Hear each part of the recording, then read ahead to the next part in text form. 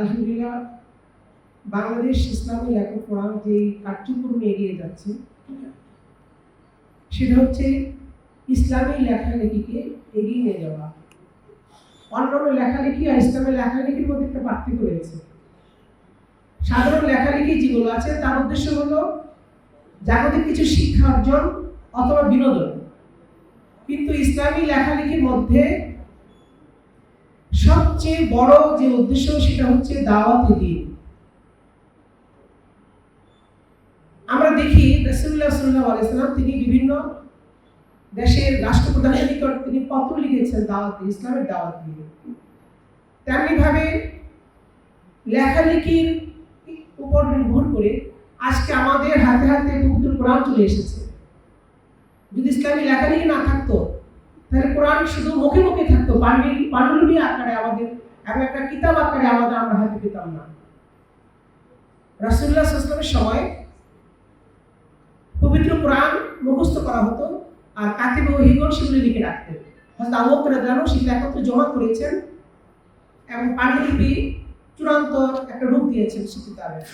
হযরত ওসমান রাদিয়াল্লাহু থেকে সেটা নুসখার মাধ্যমে সারা পৃথিবীতে ছড়িয়ে গিয়েছে আলহামদুলিল্লাহ। তেমনি ভাবে ইসলামী লেখালেখি যদি না থাকতো তাহলে আমরা বুখারী, মুসলিম, আবু দাউদ, নাসাঈ, তিরমিজি, ইবনে মাজাহ হাদিসগুলো আমাদের হাতে হাতে পেতাম না। এগুলো রিওয়ায়াত হিসেবে থাকতো, কারণ রাসূলুল্লাহ সাল্লাল্লাহু আলাইহি ওয়াসাল্লামের সময় হাদিসগুলো সব রিওয়ায়াত ছিল, মুখে মুখে সেগুলো রিওয়ায়াত হতো, কোনো লিখিত হতো না।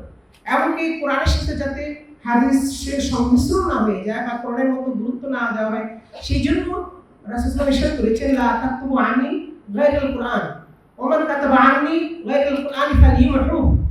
তোমরা কোরআন ছাড়া অন্য কিছু লিখবে না, যারা এই পর্যন্ত লিখেছে ওগুলো তোমরা মুছে ফেলো। এরকম একবার এসে দেখলেন সাহাবীরা লিখতেছেন, জিজ্ঞেস করলেন মা যা তাকতুবু, তোমরা কি লিখতেছো? তারা বললেন ইয়া রাসূলুল্লাহ আপনার থেকে যা শুনেছি দেখছি সেগুলো লিখছি। রাসূলুল্লাহ বললেন যে আহলি কিতাব তারাও কিন্তু কিতাবু মা কিতাবুল্লাহ, আল্লাহর কিতাবের সাথে আবার আরেকটা কিতাব। ইহুদি নাসারা তারা নিজের তাওরাত, জবুর, এরকম ইনজিল তারা হারিয়ে ফেলেছে এই কারণে যে তারা কোরআনের সাথে নিজেদের ভাষাকে মিশ্রণ করে এমন করেছে যে বর্তমানে বাইবেল পাবেন মানুষের লিখিত, আল্লাহর নাজিলকৃত বাইবেল পৃথিবীতে নেই। ঠিক সেভাবে আলহামদুলিল্লাহ আমরা কোরআন পেয়েছি, হাদিস পেয়েছি লেখালেখির মাধ্যমে। এভাবেই আমাদের যে মুসলিম সমাজ তাদের মধ্যে যে লেখকরা গড়ে উঠবেন, ইসলামী যারা লেখক হবেন তাদের সেই মনোমানসিকতা, দাওয়াতের মানসিকতা নিয়ে আমাদের এগিয়ে যেতে হবে।